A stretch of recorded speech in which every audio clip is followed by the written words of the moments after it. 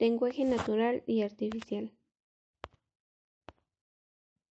El lenguaje es la capacidad que tienen algunas especies animales para comunicarse mediante símbolos. El lenguaje natural es el que utilizamos para comunicarnos con los demás, para hacer preguntas, expresar emociones, describir hechos, para referirse a sí mismo metalenguaje. Se trata de un lenguaje aprendido.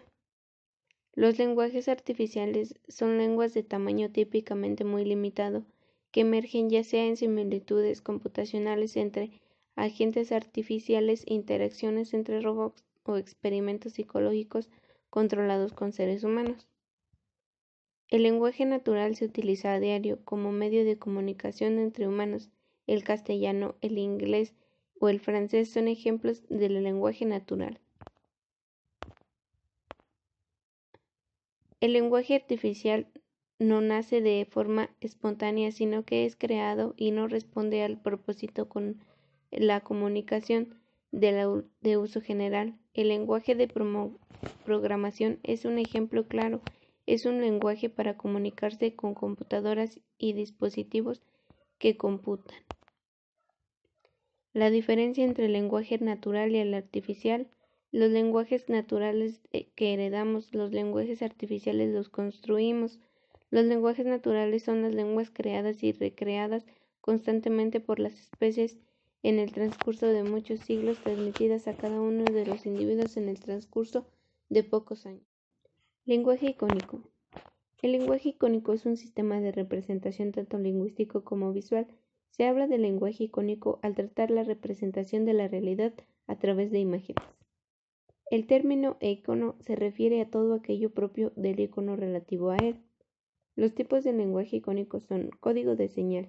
Son figuras en las que el espacio no tiene un papel significativo. Estos signos solo están compuestos por grafemas e iconemas, ya que son alegóricos en sí mismos y se utilizan para indicar direcciones. Los códigos ideográficos son imágenes diseñadas para reemplazar el lenguaje verbal. Con el fin de facilitar la comunicación, asumen dos funciones, una material y otra simbólica. Los códigos gráficos son sistemas digitales o lineales que se unen para construir un signo.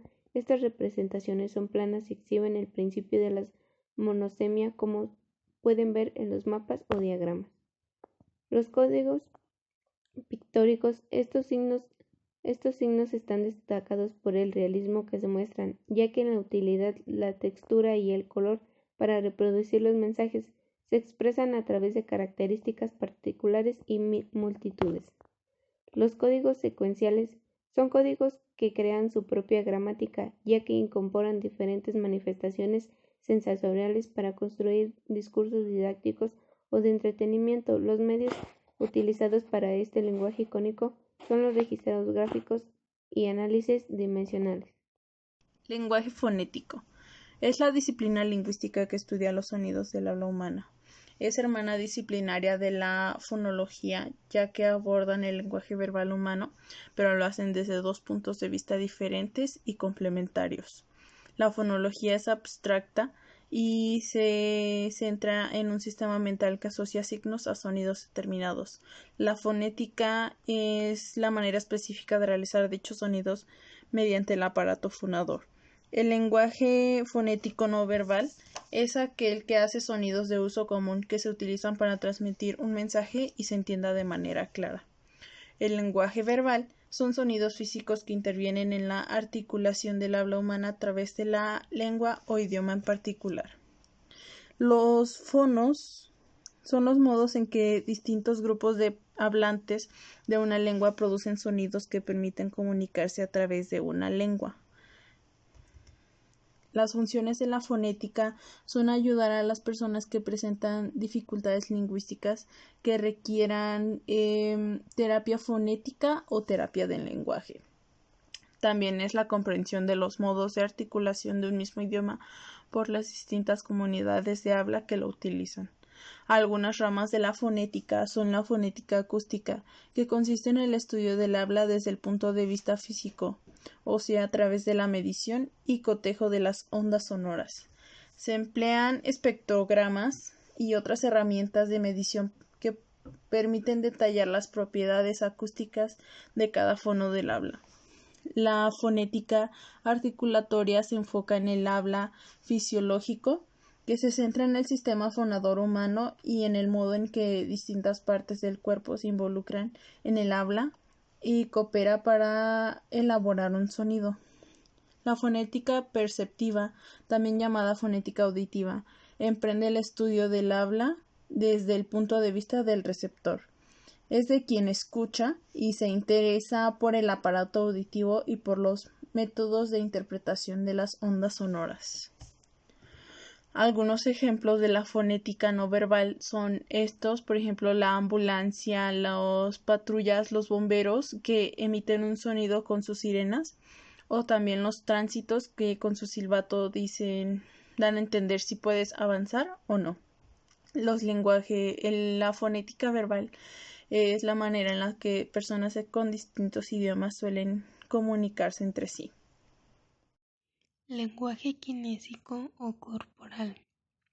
Este lenguaje estudia el significado de todos los movimientos, posturas, gestos, percepción visual, auditiva o facial corporal, ya sea que estos sean realizados consciente o inconscientemente.